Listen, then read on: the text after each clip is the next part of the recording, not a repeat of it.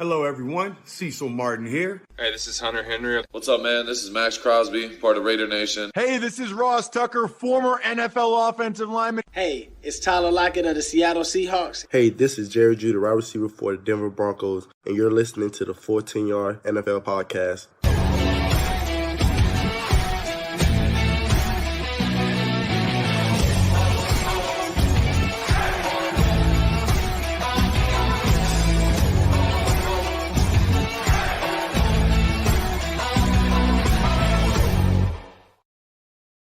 Hello, here we are. It's time to preview week 2 of the 2023 NFL season. Once again, I'm your host, Sam Moores, and this is the Full 10 Yards NFL podcast. Joining me to break down each of the games you can watch on Sky Sports this week and pick what to look out for in the rest of the slate is a new guest, actually, someone I know very well. He's an NFL content creator for Decipher and host of not only the Across the podcast, but also the Fins Nation UK podcast. It's Andy Davies, joining us already from Phoenix. How you doing, Andy? Very good, mate. Very good. How are you? How was the event last week? Oh, it was really good. It was really good to see everyone and everything. Yeah, it was really good watching the Dolphins game as well. Because all the other games had finished by then, so everyone was just crowded around the TV watching the Dolphins Chargers game, and yeah, it was good because some of the stuff people were saying about tearing the Dolphins before, and then me just looking at them, going around and saying, "Oh, hello, did you see that throw? Did you see that throw?" There was a lot of back and forth all night, and yeah, it's a good end to it. Really good end to it. Amazing, yeah. But yeah, no, thank you for coming on, mate. As like I said, we know each other quite well. We've done multiple podcasts together over the years. It's nice to have you on this new one. Pleasure to be on, mate. It's great seeing you doing this podcast, and seeing it grow and all that, and great to be a part of it for the first time. Awesome. But before we get into previewing Sunday's games, there's only one place to start, and that's recapping Thursday Night Football. Last night saw the Eagles and DeAndre Swift run over the Minnesota Vikings to claim their second straight Week 2 primetime victory over Kirk Cousins and co. because they won on Monday Night Football last year in Week 2. Fully controlled the time of possession with 40 minutes, but left plenty of points on the board, keeping the game competitive throughout. 75 offensive plays and 48 of them being rushing attempts too is mental for the Eagles, but a few costly turnovers will have Minnesota thinking what could have been, with Brandon Powell's impressive punt return to inside the 30 being undone with a fumble on top of a Justin Jefferson fumble over the end zone that turned into a touchback from a touchdown. Brian Flores' multiple defense was causing Philly problems early on, with Hurts being sacked a couple of times and throwing into double coverage for an interception at the end of the first quarter. And the first quarter was mental, really. It was filled with turnovers, just back and forth, really. And it settled down with Minnesota taking the lead with Cousins throwing to TJ Hawkinson for his first of 2 touchdowns, wrestling his way into the end zone. But for me, it was just mad to see that at half time, right, 2-minute warning, going into half time, over 20 minutes of the ball Philadelphia had, but they only led by 3 points, which was mental enough. Kirk Cousins then led the Vikings to look like a 31-yard touchdown to Justin Jefferson, but it was ruled a touchback because he fumbled the ball over the pylon. I just wanted to get your thoughts on that, Andy, first, because that was ultimately what cost the Vikings the game, really, to be honest, because it came down to the wire. Yeah, I think this rule should be looked at, I think, more because we've had it a few times in the past where it has happened. I don't think it's particularly fair on an offense to have that touchback rule. I do feel that there's other ways you can go about it, whether you go to the 1 yard line, or I don't know how they comes over, but it just seems to be a bit unfair to have that go that far down the field and be punished by just a few yards being over the line. I do feel sorry for the Vikings status, but at the same time, that's the rules. It's been that for years, so players should know it by now. It's not as if it's a new rule they put in. So these are the rules. But yeah, no, I thought it was unfair because, yeah, the Vikings did so well to restrict the Eagles to just 3 points, and then they really should have been rewarded the other end of the field with what should have been a touchdown, but sadly not to be. Yeah, Philadelphia then took advantage of the turnover and got into field goal range, with Jake Elliott making a 61-yarder to put the Eagles 13-17 up at half-time. And before you know it, the Eagles had a 3-score lead within a few minutes of the third quarter starting. Devontae Smith having a massive touchdown from Jalen Hurts and Kirk Cousins, but having a fumble there as well. But the Vikings didn't give up, and they found themselves back in the game towards the end of it after touchdowns from KJ Osborne, TJ Hawkinson and Jordan Addison all in the second half. A tired Minnesota defense held the Eagles to just 7 more points the rest of the game, the game ultimately came down to the very last play. It was a Cousins Hail Mary pass. But it's just the Vikings turnovers in the first quarter costing the game ultimately. And it's a weird game like this because I think the Eagles looked a lot better than they did against the Patriots. Obviously, they're 2-0 now. But I came away from this one sort of feeling more encouraged by the Vikings than I was the Eagles. I don't know about you, but that's how I came away from this.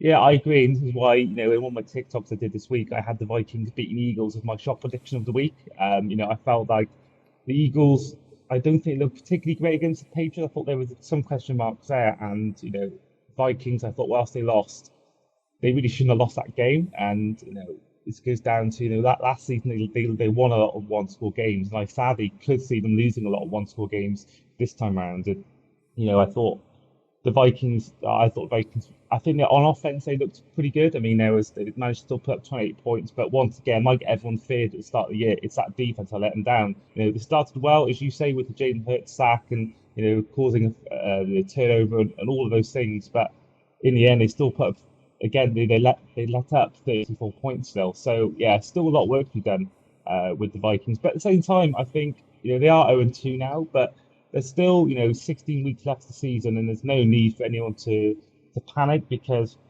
that division is still up for grabs because the Lions, although they won, it's just one game, and I think that the Bears lost, the Packers look good, but again, it's just one game. So I think whilst they may be 0-2 and the Packers may be 2-0, come the end of week 2, I still think that come week 17, 18, they can each put a run together and still, win this division.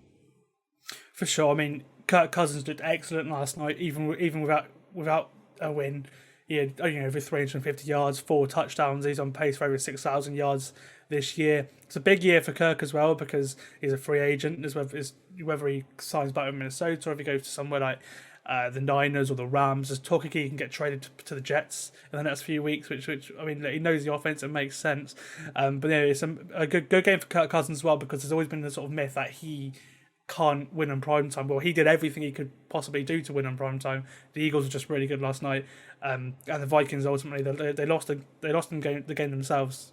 With rules aside, there was the fumble kick return that the Eagles ended up scoring off and everything like that.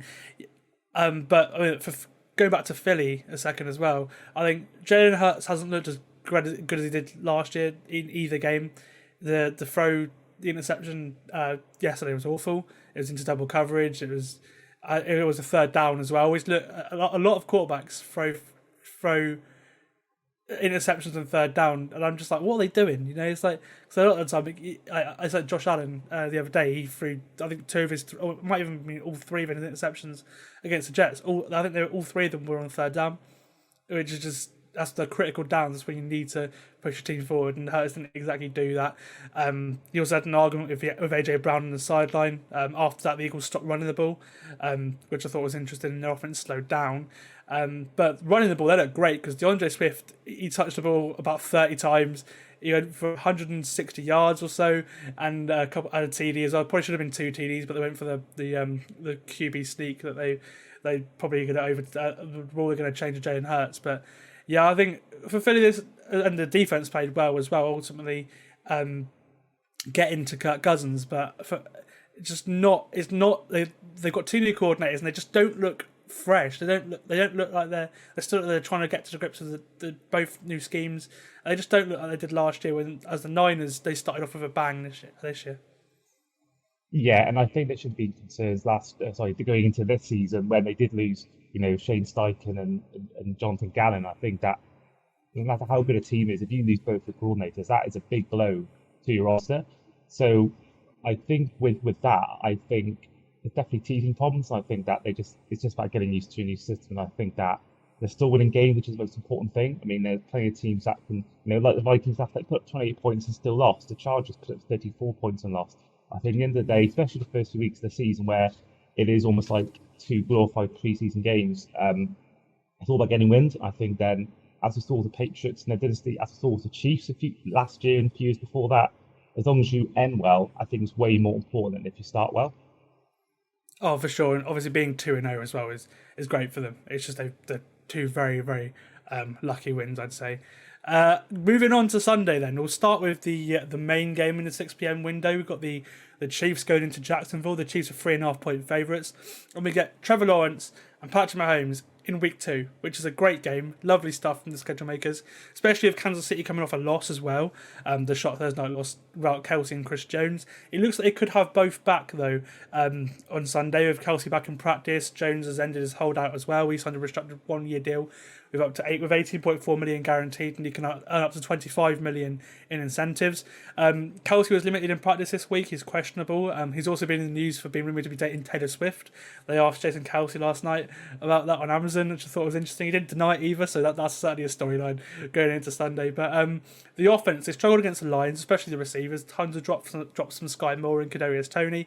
I had Sky Moore starting in my fantasy league, so he didn't do me well. But luckily, the Cowboys defense saved me, and I still won that matchup somehow. But yeah, no, it's just obviously having Kelsey back would be huge for this game, because otherwise it would be a very interesting, very close game, I think. And the Chiefs can't start 0-2. That'd be a shock, wouldn't it?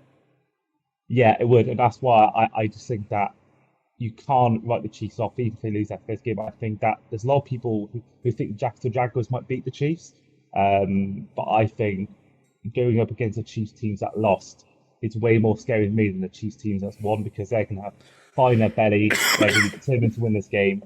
Mahomes is going to be a different animal after that loss, because they almost won the game last week. So for me, I think it should be a great game regardless, because you've got the best quarterback in the league against one of the best young quarterbacks, if not the best young quarterback in the entire league. So 2 exciting offenses. You've got Christian Kirk, you've got Evan Engram, you've got all these players on this Jaguars receiving options. And then the Chiefs as well. If Kelsey's back, if he's not back, they've still got plenty of options to throw to. So yeah, should be an exciting game. For sure. You mentioned the Jags. They won a shootout in Indianapolis last week. Trevor Lawrence and Calvin Ridley got off to a perfect start. Really looked exactly like he did pre-suspension, so he's not lost anything over the year off. Lawrence had an excellent game as well. 2 touchdowns, 3 big-time throws. A miscommunication with Tank Bigsby led to his interception, and Tank Bigsby had an awful game, but he did make up for it for a touchdown. A lot of talk about a year 3 sort of rise to stardom for Lawrence, going into the sort of conversation with Burrow and Mahomes, obviously. Beating Mahomes and the Chiefs would certainly celebrate that, wouldn't it? Yeah, absolutely. I had Lawrence my MVP pick in my predictions episode on my podcast. I think that division as well is going to be really kind to him. For an award that's a regular season award, let's be frank, it is based on that rather than playoffs. I think Lawrence should easily have one of those seasons. You got that receiver room I just mentioned. You mentioned Ridley, Christian Kirk, Zay Jones, Evan Engram. And it's a great offense to have. And I think that this, will be a season where we fight. I think we saw it last year as well, but I think this year's the year where it cements exactly why he had the high school hype, why he had the college hype, and why he's the first overall pick. One of the more easiest ones to predict on any mock draft in the last 10 years or so. So for me, yeah, it's exciting. I think that these are the games that he wants. When you're going up against a division that has the Texans and Colts, which no one really has them making the playoffs, and the Titans, some people do, some people don't. It's a fairly easy division. I think he's going to want to face the likes of the Chiefs, the likes of the Bengals, because these are the teams he's going to be playing in the playoffs. So yeah, a big test for him against the Chiefs. I think if he can pass it and they beat the Chiefs, I think it's a big statement, and it's a big message sending out to the rest of the league that yes, the Jags and Lawrence, we're here. For sure. The defense playing well will certainly help that out as well. Last week, their defensive line dominated the Colts offensive line. Josh Allen had 3 sacks, Trevon Walker with another one as well. They had 3 turnovers in total as well, 2 fumble recoveries, and a Tyson Campbell interception of Anthony Richardson right at the end of the game. Sorry, I really like this defense. I said it in all the preview podcasts we did for the season as well. I feel like it really could surprise this Jags defense, because they've got a lot of young pieces who, a lot of them they've invested some in a lot of money into, picks, and Trevon Walker, Devin Lloyd, who are going into the second year now, for example. And really, if they can stop the Chiefs running the ball, that would really help them as well, because last week the Chiefs couldn't run the ball at all. Isaiah Pacheco had 2.9 yards per carry. Clyde Edwards-Helaire had 3.7, but he, again, sometimes can't offer a play at all. He's very boom or bust, Edwards-Helaire is. I think the battle for me in this game is the Jags D-line against the new Chiefs offensive line. because you obviously they brought in Jawan Taylor, who had about 100 false start calls that just were missed in the game against the Lions. But either way, he played well. Even so, Donovan Smith from that left tackle, of course, and then you've got Allen, you've got Walker, you got all the players in the interior for the Jags defensive line as well. That'd be an interesting battle to watch, and I think that could be what slows if they can slow the run game down for Mahomes, and especially without Kelsey as well, then that would really be something, because it would put them in the same situation they were in last week against the Lions, where he was forced to throw to the likes of Sky Moore and Kadarius Toney, and ultimately last week they had the drops. Whether they have the drops this week or not, obviously you can't forecast drops, but that's something to watch. I think, and yeah, they played twice last year. The Chiefs won 27-17 in the regular season and 27-20 in the divisional round. That's the one where Mahomes got taken out for his ankle as well. But I expect it to be closer this time, especially if the Chiefs are without Kelsey. I'm still picking the Chiefs, but I'm probably going to pick the under at 3.5. I'm going to say it's going to be close, and I wouldn't be surprised to see Jacksonville win. What about you, mate? Yeah, I think the Chiefs as well. I think, as I mentioned before, it's a Chiefs team that lost is a frightening prospect for me, even without Travis Kelce. And I think I don't think it'll be, I think you're right about the under. I think it will be, through potentially a field goal winning game, maybe at best, maybe a 7 to 10 point win. But I don't see it being anything more than that. I think that when you got two electric quarterbacks, two great offenses, and there's some good weapons on both defenses, I think it's going to be, I want to say 20-something to 20-something in this game point wise. There'll be, I don't know, maybe 24-21 to the Chiefs or something like that. I think it's going to be close, but I think ultimately the Chiefs will find a way to get the win, because it's the reason why they won 2 Super Bowls and hosted 5 straight AFC Championship games in Arrowhead. So for me, yeah, you can't knock off the Chiefs, and I'll put them down as a win. Onto a team who have been into Arrowhead and won in a championship game. It's the Cincinnati Bengals.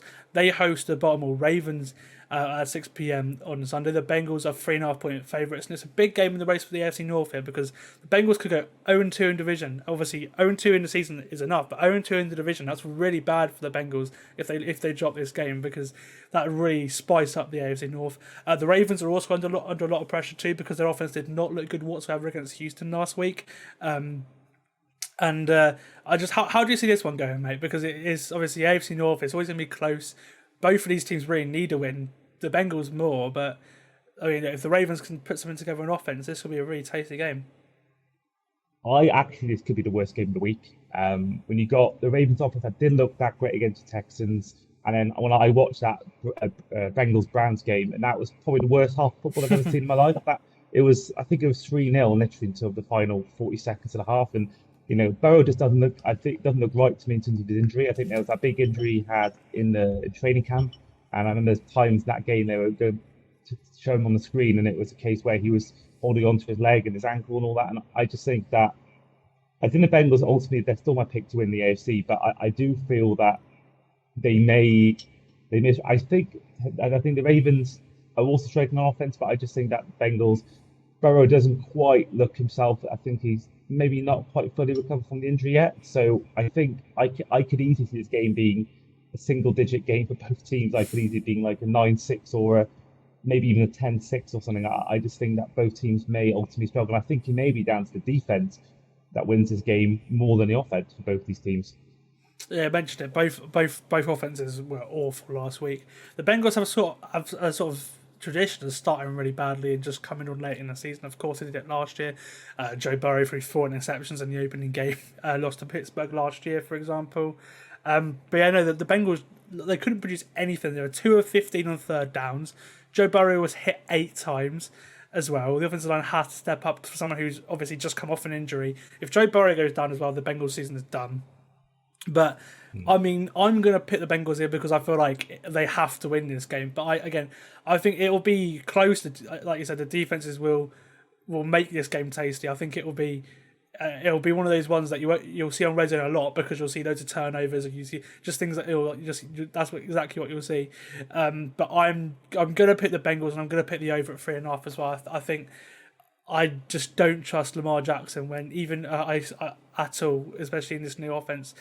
The Baltimore defense didn't look great against Houston either, to be honest with you. They could be about Marshall Lattimore as I missed last week. I'm going to pick the Bengals, but I'm not confident on that. Yeah, I think the Bengals as well. I think, scoreline wise, I think I'd do maybe like a 9-6 win. But I think the Bengals will win what will be, for me personally, I reckon, to be a terrible game. There we are. Moving over to the NFC now, where you got the Seahawks visiting the Lions. The Lions are 5.5-point favourites. The Seahawks actually losing to the Rams last week was one of the biggest shocks of all Sunday. The offense just wasn't flowing at all, especially in the second half. They had 3 offensive yards in the second half. The defense couldn't cover Tutu Atwell or Puka Nacua either. And Matthew Stafford had one hell of a game against the Seahawks defense too. Detroit, on the other hand, were very good against the Chiefs. Deserve to win in their own right, I think. And I said going into the fourth quarter, I was like, if the Lions will be kicking themselves if they don't win this, because they've done everything right against the Chiefs. And it's difficult to pick against them at the moment, to be honest with you. So I'm gonna pick the Lions. What are your thoughts on Seattle? Because their offense slowed down a bit towards the end of last year. Gino wasn't the same guy after the Munich game, and now they come in, home opener, and they drop a stinker against the Rams. I'm a lot lower on Seattle now than I was before, even with, they were without Devon Witherspoon and Jamal Adams on their defense. So when they come back, there'll be a big boost. But even so, I think my opinion on Seattle has dropped a lot after watching that game against the Rams last week. Yeah, I'm with you, mate, and I do feel that, again, week 1 is an anomaly. I think that I don't think you can really praise or not praise a team that much, because week 1 is so different to the rest of the season. But definitely are concerned because, as you mentioned before, Geno Smith did struggle towards the end last year. As you mentioned, after the Munich game, he wasn't the same quarterback. But, I think when they get Jamal Adams back, when they get Devon Witherspoon back playing, once Jackson Smith and Jigba starts finding his groove, they've still got DK Metcalf, they've still got Kenneth Walker and Zach Charbonnet in that running back group. So I still have faith in the Seahawks, but I think another loss like you saw against the Rams, if they lose by 20 points or something to the Lions, I think that definitely has to be concerns we have, because if the Rams don't go 2-0, if the Niners go 2-0, that's already 2 games they're behind, and this is the division, that a conference that isn't exactly the best conference out of the two, but I still think to go 0-2, it's still a struggle to get back to being a playoff contender. For sure. As I said, I'm going with the Lions. One of my main reasons as well is Seattle are sort of lacking a pass rusher, and Detroit have probably the best offensive line in the entire league. So Jared Goff's going to get a lot of time to throw, a lot of time for his receivers to get open as well.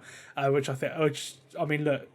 Goff was relatively untouched against the Chiefs, and we saw he had a really good game last week, finding Amon-Ra St. Brown, who the Chiefs just couldn't cover whatsoever.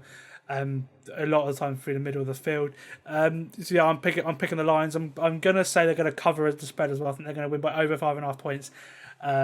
Which I don't. My mate Owen, who's actually downstairs, he's a Seahawks fan, so he won't like that. But he was getting bantered a lot at the party last week. But sorry, mate, but I'm picking the Lions. I can't pick against them. Yeah, I bet he was. I mean, no one saw that coming, that result. I think the Lions will win this game comfortably. I think that they looked really good, and I think like we saw the Hurts last night, Goff was afforded a lot of time to throw the ball. He looked steady. That run game was especially really good for me. So I think the Lions will win this game. I think fairly comfortably. I mean, there was a game last year, I believe it was between these two as well. Was it week 4, week 5, where it was something like 43-38? Yeah, it was a big shootout. A really good game last year. I'm hoping it'll be the same again. But yeah, I think the Lions will win, and I think it'll be by at least double-digit scores. There we are. On to an all AFC South battle between 2 rookie quarterbacks. It's Anthony Richardson against CJ Stroud, the Colts against the Texans. The Texans host the Colts, but the Colts are 1.5 point favourites. It's another game I cannot wait to watch, because both really impressed me last week, especially Anthony Richardson. I thought all the talk about him being up and down, I thought he had a very solid game actually last week. His accuracy was a lot better than I thought it would be. We'll see how that, as the film is on him, we'll see how that improves over the next couple of weeks. But I'm encouraged from what I saw about Anthony Richardson. The Houston defense really impressed me as well. They contained Lamar in the bottom of the offense very well. Will Anderson got a sack as well, obviously. But I find it hard to pick this one because obviously it's quite it could be a flip of a coin. But I'm going to go with the Texans because they're the home team, they're home underdog, which you don't see very often as well. But I really like them. I think they've CJ Stroud again. I think he was the second best rookie quarterback behind Richardson last week. It's his home opener. D'Amico Ryans his defense played well last week. He's Stroud's in a really favourable system as well. He's in the San Francisco system, as we've lost Andy. Stroud's in the San Francisco system with Bobby Slowick as well. And I'm really hard on the Texans. I picked them to win last week. I'm going to pick them to win this week as well. And I'll wait for Andy to get back. Here we are. Hi mate, sorry about that. It's this hotel Wi-Fi. It's like it goes in and out all the time. That's all right, mate. Don't worry about it. So I just did my Texans pick. So if you just want to start off with your the Colts Texans winner, I went for Texans shock win. Yeah, I think Texans win as well. I think that I have a lot more faith in terms of the new head coaching of D'Amico Ryans than I do the new head coaching of Shane Steichen.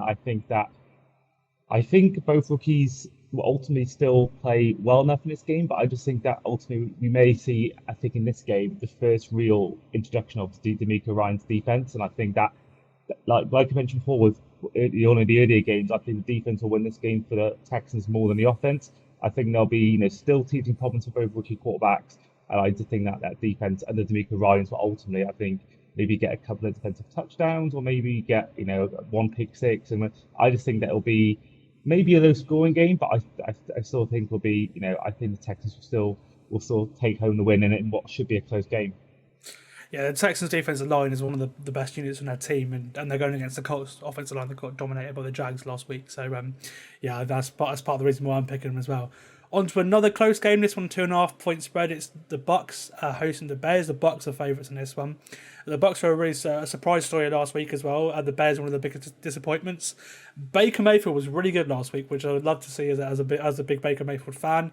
And the team showed that they still have stars in their prime too, although there's a lot of talk that some of them could be moved on. The likes of Mike Evans, for example, but he had a great game last week. The Bucks could be a problem in the NFC South. The Bears defense let Jordan Love and the Packers go all over them on Sunday. Justin Fields was okay. I don't think that he's the problem at all. I actually think he's probably their best player in the whole team, which is probably saying something. I really like Justin Fields, and the rest of the team not so much. So I'm gonna pick the Bucks to win this one because the Bears defense was awful last week. The Bears offensive line is bad, and obviously the Bucks have got a pretty good pass rush and defensive line too. I'm gonna roll this Baker train. I was really impressed with him last week, and I'm gonna go for the Bucks. Yeah, me as well. Now I do think that if you could have any game in history where week one is no reaction week, or maybe week one is, we saw with the Jags a few years ago where they got the win and then never won again for how many games. That's why they got Trevor Lawrence. I think this week one win was a real. I don't think it's a true reflection of the Bucks. I think they'll still be bad, but I still think they'll win this game. I think that for me, I think apologies to everyone listening. There's some sort of mower behind me there making a lot of noise, but I still think the Bucks are going to win. Literally, I've forgotten who they're playing now. That mower's throwing me off here. Who are they playing again? The Bears. Yeah, Bears. Yeah, I thought they looked pretty bad against the Packers. I thought Love looked good, but I do think the Packers did ultimately show why they saw in the NFC North between those two. I thought the Bears were awful. I do think ultimately they'll come good. I think DJ Moore and Fields will really get it going at some point. But I still think the Buccaneers, while still on the honeymoon period, I think they'll get the win here. Yeah, I agree. This one is the closest spread of the week now. It's the Packers going to Atlanta and the Falcons. The Packers are favored by 0.5 point, so there's nothing separating them at all. These are two teams that I'm higher on the most, actually. Both are sitting at 1-0 as well. I want to know a lot more about Jordan Love and Desmond Ridder after this game than we will do than we did last week. For sure, it's a second straight run-heavy offense in a row for the Packers defense because the Falcons, their run game is so good. They run the ball. Last year, the two teams that run the ball the most were the Bears number 1 and the Falcons number 2, and they've played them back-to-back weeks now. The Falcons' run game's got better as well, obviously with the addition of Bijan Robinson, who got a receiving touchdown last week, and Tyler Algier got 2 touchdowns on the ground. It was interesting to see the Packers' defense going to stop the run like they did last week against the Bears. It's a tough call, this one, because the Falcons defense was really good last week. We saw Jesse Bates with the 2 interceptions against Bryce Young in his first start. The defensive line was getting pressure as well. Caden Ellis made a few plays as well. They brought over from the Saints at linebacker. For me, I'm finding it so hard to pick this one, but I'm gonna go for the Falcons. I think their run game will give them this win, and I'll be close. But I mean, like I'm gonna have to go over because it's a half point spread. But yeah, the Falcons win this game, and but I'm not confident in that one. And we'll I think it'll be very run heavy because we saw last week Desmond Ridder does not throw the football at all. I think he had a stat line, I think it was 8 of 11 for 28 yards in the first half or something, or maybe going into the third quarter or something like that. It's very much a chat down offense. But when you got that dominant of a run game and that dominant of an offensive line, then yeah, I'd say I pick the Falcons to shock and win this one at home. You know what? I am so excited for this game. Probably the most out of all the games at that time. I think, I was really impressed by the run game of the Falcons. Bijan Robinson looked every bit why, there was so much hype around him. Looking at as well, Tyler Algier had a great game. I think he may have had more yards than Bijan Robinson. It's a great running back room, and I think that obviously on the Packers side of things, they're missing Aaron Jones, but I do have the Packers winning this game. I just think that it goes down to the quarterback, and I just think that both teams have studs on defense, both teams have weapons, but I think Jordan Love looked far more comfortable in this game than we saw with Desmond Ridder. I mean, there was one play I remember particularly where I believe it was Ridder, maybe Stroud, I think it was Ridder, where literally the ball went up in the air and he managed to catch it again. Ridder did not impress me at all. But I was watching on Red Zone, so I probably didn't get the full game. But I just think that, personally, I've got more faith in Love than I do Desmond Ridder. So I'm going to give the Packers the win on this one. Yeah, Ridder didn't impress me either, but he made the throw and they needed him to make the throws. Kyle Pitts for about 50 yards. That they needed him to make that throw and he made it, and that's what gave the Falcons the big lead when it was run in by Algier. But I think they as long as they can set up a situation where if they need Ridder to make a throw and he makes it, then that's what I think I'll go for. And when you've got a run game that dominant as well, I don't think you need really a quarterback. We sort of Tannehill in Tennessee when Smith was offensive coordinator. It basically, honestly, I think that's what Ridder reminds me of. He just reminds me of Ryan Tannehill when I watched that game last week. So maybe that's a good sign. Maybe it's not. We'll see. On to the next game. The Raiders are going to Buffalo. The Bills 8.5 point favourites. Josh Allen actually, I think, lost the game for Buffalo on Monday Night Football last week, but it's a good chance for them to get, for like a get-right game. But I think it'll be more difficult than expected. The Raiders were much better last week than I thought they'd be. Jimmy Garoppolo looked very good. Sorry, I'm ill. Jimmy Garoppolo looked very good. He had that scramble to ice the game as well on 3rd and 7. Josh Jacobs looked really good last week as well. Jacoby Myers had an unreal game. Anyone who had him on fantasy, I bet they were loving that because he goes undrafted in some leagues. Jacoby Myers does. So that was really good for him. And obviously Devontae Adams made a couple plays too. But I think ultimately it's a good defense for Josh Allen to go up against to have a get-right game because it's not very good at all. It was dreadful last year. They've not really improved it either. They've lost Chandler Jones, who obviously just quit on the team already. And I think the Raiders surprised me last week, but I'm still picking Buffalo, and I'm going to hammer the over as well. I think it'll be about over 8.5 points. Get-right game for the Bills, and this is probably the easiest one I can pick this week, to be honest with you. Yeah, I agree completely. I think this is the game we mentioned before with Bengals and the Chiefs. The Bills are going to want to get back on track and they're going to want to win. And I think they're going to win this game very comfortably. Not just because of Josh McDaniel coaching, but I think just the general team. I think that, I think Josh Allen had his issues against the Jets, but that's the Jets defense that will cause you a lot more problems than this Raiders defense will. And I think that's a big difference. And I think, me personally, I think the Bills will win this game. I can see it being at least by 25 to 30 points. I think the Raiders had they had a tight, close win against the Broncos, but this is the Broncos team that's still, trying to find his feet under a new head coach. Compare that to a Bills team that's settled. They got a head coach for many years. They haven't really changed much on their roster, particularly the offense. I think this team is going to get back to winning ways. I think they're going to, get to 1-1, and they're going to show exactly why they are one of the favourites to win the AFC East come start of the year. For sure. On to the last game in the 6 p.m. window. It's the Chargers going to Tennessee. The Chargers are 2.5 point favourites on the road. I thought the Chargers were impressive in their defeat last week. Kellen Moore's brought over his terrific run game from Dallas. They had over 230 yards on the ground last week against Miami. And Tennessee, on the other hand, might be one of the worst teams in the league. I'm over Ryan Tannehill.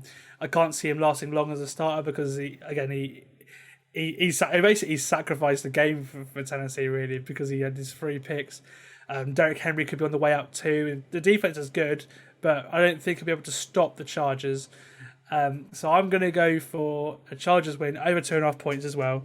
I'll wait for Andy to come back before he. There you go. Sorry, I'm here. There you go. Your prediction for Chargers Titans, mate. Titans win, easy. Brandon Staley is not a good head coach. Mike Vrabel is. That's a difference. That is different. That's all I need to say, really. Derrick Henry had a great game. TJ Spears really impressed me. He had more yards than Derrick Henry. I think that, one thing we didn't see much of the Dolphins last week against Chargers was the run game, which may cause problems for Tennessee. But I think ultimately with Hopkins, even though he may not play, I think they've got enough there to get the win. And I just don't rate the Chargers at all. Now, could be proved wrong because they still put 30-odd points. They got a great offense. But I'm going to put Titans to win this game. Really? Wow. I've just called them one of the worst teams in the league. Did you? Yeah, the coaching is good. Don't get me wrong, but I just don't see it. They've lost a lot of talent. The offensive line actually did look good last week, which I was surprised about. But I don't know whether that's more the Saints are really bad or the Titans. Either way, I think I'm over it now. I think they just blow it up. So yeah, I've gone for the Chargers and I'm going over 2.5 points as well. I'm not the biggest fan of Kellen Moore either. I'm not a fan of Staley at all, and I'm not particularly a great. I don't think he's a bad coach, but I don't think he's the same kind of level some people are putting him in. And I do think ultimately he will become the Chargers head coach because I think he'll replace Brandon Staley probably next season and get his head coaching chance. But I'm not overly sold on it yet because I thought the run game was really good last week, but I don't think the passing game particularly impressed me against the Dolphins. They didn't really had to pass though because the Dolphins were letting them run the ball everywhere. So I think it's more of that. We'll see how the pass game looks this week against the Titans. Right, on to the 9 o'clock window where the main game on Sky is the Jets going into Dallas. Now this game was probably lost a little bit of its touch since the Aaron Rodgers injury on Monday night, but it's still 2 of the league's best defenses. They're on the show in the late window. And this is Zach Wilson's time to shine, really, isn't it? Because expectations for the Jets have lessened since the Rodgers injury news. I thought he looked quite good as well, actually, at the end of the game on Monday night. The drive to take the lead for his TD was smooth. The throw to Garrett Wilson, where he quit it with one hand. That was a really good throw as well. But this is a tough first matchup for them because they're facing against a Dallas defense who didn't allow a single point in week 1. They're probably the best defense in the league, if not one of them. The pass rush is really good, and the offensive line is what got Rodgers hurt on Monday as well. So we'll see where it goes. But I expect the Jets to run the ball a lot more as well. Actually, allow Wilson to settle. Plus, you've got 2 top running backs as well in Breece Hall, who looked so good last week coming off his injury, and Dalvin Cook, who didn't look great, but obviously he's still getting back to. He didn't have a camp or anything really. The defense was what won the game against Buffalo for the Jets last week. Had Allen spooked in the crucial moments and third down. They got the 3 interceptions. They were great in the red zone too. They prevented 2 touchdowns in the red zone. For me, with the Jets, obviously the pressure's off now with Rodgers gone, which I think is why it could potentially cause an upset, which we'll get into in a little bit. But what are your thoughts on the Jets, and how do you think they could fare against the Cowboys going into this game? Because they're not expected to win now. I think if Rodgers was still there, I may have even had the Jets winning this game. But I think ultimately it's a big loss for them. We mentioned before about other teams. If Bengals lost Burrow, if Patrick Mahomes is gone, every team will struggle with their starting quarterback gone, and I think the same thing applies to the Jets. So I think I can still see them with that defense and with that run game, still getting maybe 8-9 wins, basically what we saw last year from the Jets. But I don't think they're going to be a team that many, including myself, had being a Super Bowl contender, and I think ultimately that will cost them, unfortunately, for the Jets. So yeah, I think the Cowboys will win this game. I think it'll be fairly easy. I think Zach Wilson I don't think had a great game, but I think he was bailed out by Josh Allen's carelessness with the ball. And I think, come against the Dallas defense, which I think at the moment you could say maybe alongside Nick Bosa has best defensive player in football in I forget if they've got Micah Parsons. I think this is a great defense, and even their special teams turned up last week with the Noah Igbenogany, a blocked kick, and then which was annoying for you to see. I'm thinking, where the hell was this in Miami? But I think that defense is really elite, and I think that if a team can win by 40 points without their quarterback scoring a single touchdown pass, that says how good this team is. And I think the Cowboys will win this game fairly comfortably. And I think Zach Wilson, I think he'll be better than people think. I think he's probably learned a bit off Aaron Rodgers, and he'll probably still have him there as his mentor on the sidelines, like we saw in the preseason games. So I think ultimately the Jets will do better than people think, but I think ultimately the Cowboys will ease to win here. There we are. I'm looking forward to seeing the Cowboys offense, actually, because we didn't really get to see much of, especially the pass game last week as well, because they barely had the ball, because they just, especially at the start of the game as well, there was just score after score after score. And they didn't exactly have to show much last week because they were up by so much against the Giants. And Dak wasn't great in that time anyway, so it'll be interesting to see how good he is against this Jets defense. They shared the ball running back on notice as well. They had 14 of the 32 carries were for Tony Pollard, 3 for Kevontae Turpin, 1 for Dak, 6 for both Rico Dowdle and Deuce Vaughn as well. So it'll be interesting to see how that sort of goes around. Obviously, Pollard's coming off a knee injury himself, so I don't know if they want to really give the main bulk of the carries to him. The O-line actually for the Cowboys looked really good against the Giants D-line, which is good because they didn't allow a sack. They created running games. They were out Tyler Smith as well.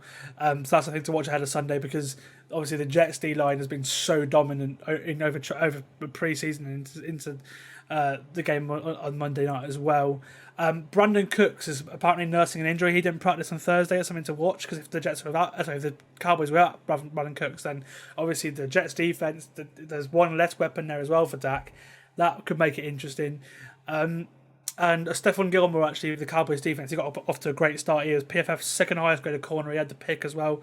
So that's a great start for him. Obviously, he can hit him and Trayvon Diggs are quite a good duo now because you have one guy who's a ball hawk, one guy who can cover and pretty well, especially bigger guys in Stephon Gilmore.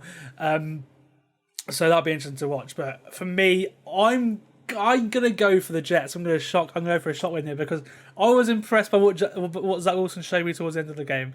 He had a whole week to prepare for as a starter as well, which I think will be a big thing to watch. And I can't see the Cowboys scoring many points against this Jets defense. It'll be really close. I can see this being like a 17-14 win for the Jets because there's two great defenses. They don't let up points at all. And for me, that's why I'm going to pick the Jets as underdogs to win this game. Interesting. I like that. It's I can see it happening, but I just don't think either of them. I think the Cowboys are just way too strong on that defense. I'm not convinced by either team. I think it'll be really close, but yeah, I think I'm going to go for the Jets to shock because I'm not a fan of Dak, and especially without Brandon Cooks as well, that'll be a big miss for him. Especially after everything they get up to get him money wise, not trade wise. But on to the other games that are in the 9 o'clock window. We'll start with the Niners heading to LA. The Niners were dominant in Pittsburgh last week on the road. And this week we've got Shanahan versus McVay, which is always a good matchup to watch. The Rams team and nobody's also got off to a perfect start of a win, coming away from Seattle with a shock victory. To be honest with you, I have to pick San Francisco in this game because they looked very good last week. They're by far the most talented team, but I'm interested to see how close it will be because, like I said, the Rams. No one really expected anything from the Rams, and they've already got a win. They already upset a lot of a team that many people had in the playoffs this year, me included. So I'm interested to see how close it will be, but I'm going to go for the. I don't know. Especially knowing Shanahan, I think he's had the edge over McVay recently as well. I'm going to go for a big win for the Niners, but I'm looking forward just to seeing how this game goes because there's a lot of uncertainty, especially the Rams. Yeah, and I saw that I think Puka Nacua is I think questionable for this game as well. Yes, that's another weapon they're going to lose due to injury. I think the Niners win this game. I mean, just how do you stop this team? I mean, Brock Purdy a lot of covered ball. There was obviously fears before the season that he's going to, not be at his best or be a bit, a victim of a small sample size, but he looked really good. And then obviously that McCaffrey was amazing in that game. And when you got, McCaffrey, you've got Brandon Ayuk who impressed in that game, Deebo Samuel. That defense is brilliant. And, Nick Bosa's now agreed to terms. You've got Fred Warner. You've got so many options on this defense. And it's just such a good roster. And I think it'd be hard to see him not at least in the NFC Championship game or at least the divisional round. They're such a good team and they're so well coached. So, yeah, for me, Niners, easy. One thing I'd probably say to keep an eye on is how the Niners O-line fares against the Rams defensive line, because the Rams defensive line got a lot of pressure last week against the Seahawks, and the Niners have lost pieces on their offensive line too. So we'll see how that goes. On to a game that was very, very interesting to you, mate. It's the Giants going to the Cardinals. The Giants are 5.5-point favourites. It's a good game for the Giants to bounce back. The pass offense was atrocious last week. It's a good opportunity for again a get right game for Daniel Jones too, who was dreadful last week, I have to say. The clearly tanking Cardinals were actually really competitive against the Commanders last week, especially on defense. Got turnovers. They kept it really close. Ultimately, Sam Howell made the play that won the Commanders the game. But I was actually pleasantly surprised by the Cardinals last week. And although I think it'll be a game, I can't pick against the Giants here, especially with that run game with Saquon Barkley. And so the Giants have to really bounce back, because if you lose to the Cardinals after being smacked 40 points at home by the Cowboys, then that's a really bad start to the season, especially after making the playoffs last year. Yeah, I got the Giants winning as well. I mean, what a game to go to. Josh Dobbs against Daniel Jones. Such an exciting prospect. No, that won't be good. But yeah, looking forward to being at the game. I think it's my 23rd stage I've been to. So yeah, wow. Get another one ticked off. And I think ultimately this one will be, I don't think the best one I've ever been to. But you never know. Sometimes on paper, these games can be really bad on paper. And before the season, I looked at Jags Giants last year, thinking that's going to be a terrible game.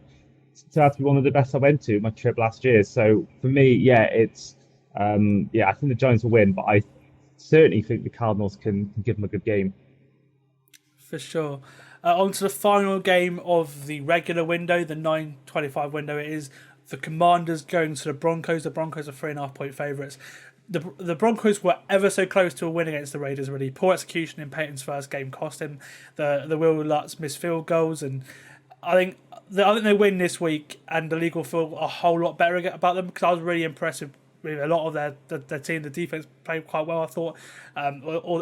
They held Josh Jacobs to a lot better than they have done previously, because before Jacobs has run all over the Broncos, even with their good defense in previous years. And I think Russell Wilson was quite good as well last week. He obviously was turnover interception free, and yeah, it'd be interesting to see how good he is against a probably good defensive line, you'd say, in the Commanders. It looks like Chase Young's gonna be good to go for them as well.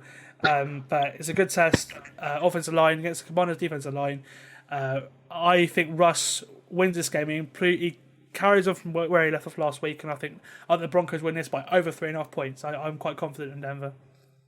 Yeah, I'd be the same as you, mate. I think the Commanders, I don't think they impressed me an awful lot. They're only winning by 2 points against the Cardinals, a team that we all have really one of the worst teams in the league. Doesn't really excite me too much, and I think the Broncos, even when he lost, I think I saw some things. I like the fact I saw him using his legs a few times. I thought that was really good to see, and I think there were times last year where he almost looked too scared to get hit. So it was good seeing that, and I think ultimately it's week one of the Peyton era. It's going to be like before I mentioned, it's going to be teething problems, and I think the Broncos will win. I think by maybe 10 or 12 points. There we are. Moving on to the final game, it's one that I'm sure we'll both have a keen eye on. It's Sunday Night Football. The Dolphins heading to the Patriots. The Dolphins are 2.5-point favourites. The Dolphins are the talk of the league after a shootout win over the Chargers. Tua and Tyreek led the league in passing and receiving, carrying on where they left off in 2022. Probably the best game of Tua's career as well, especially that 3rd and 10 throw, stepping up the pocket and throwing to Tyreek on the money was great. And I love to see it as well, because as someone who's been a big advocate for Tua over the years, that was great to see him make a play like that. After last year, the only real sort of questions surrounding him are his health. I thought he was protected. Sorry, I thought he was protected really well against the Chargers last week. They didn't allow a single sack without Teron Armstead, who looks to be back this game as well. He was practicing. He was practicing in the week, and he was practicing without a red jersey too, which is a good sign for him. But the defense was a concern last week. They allowed 233 rushing yards, 5.8 yards per carry, and 3 rushing touchdowns as well. They eliminated the pass game, but I think the Chargers sort of moved away from that when they realised the run game was working. So that's something to keep an eye on with the Dolphins. But they need to tighten up this week because I think New England will try to do the same thing.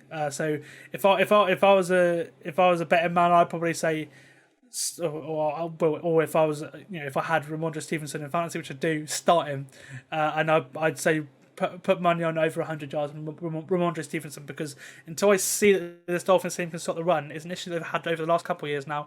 I can't back it. So look for Ramondre Stevenson to have a good game for the Patriots here. The Patriots look good in the latter stages of the Eagles game. I thought actually they probably would have won it had it not been for the 16 easy points they gave away in the first quarter. To be honest with you, Mac Jones I thought looked good. He had 4 big time throws, which for him is really good with how conservative he has been in previous years, especially against the Eagles defense too. But they couldn't run the ball. That's something you could probably say. Oh, if they couldn't run the ball against Philly, maybe they can't run the ball against Miami. But you never know. But Kendrick Bourne and Hunter Henry probably appear to be Jones' favourite targets, of him finding both of them 6 times, especially down the stretch they tried to pull back for his lead. And Christian Gonzalez had an awesome debut for the Patriots too. He had a sack and a key pass defence as well, given I think it was on the 3rd down, giving the Patriots the ball back as well. I don't know. This one's difficult for me to pick. I can't lie. Tua is 4-0 against Bill Belichick. He's not had his best games by any means against the Patriots. The last one was probably his best one, but I thought Bill's probably got something in store for the Dolphins offense, which will be interesting to see. Actually, what do you think about what the Patriots can pose against this Dolphins team? Because the Dolphins are probably heavy favourites, but we've seen before that the games between these two teams are never easy. They always come down to the last play of the game or something like that. So, as a Dolphins fan, Andy, how are you feeling ahead of this one? Yeah, it concerns me a lot.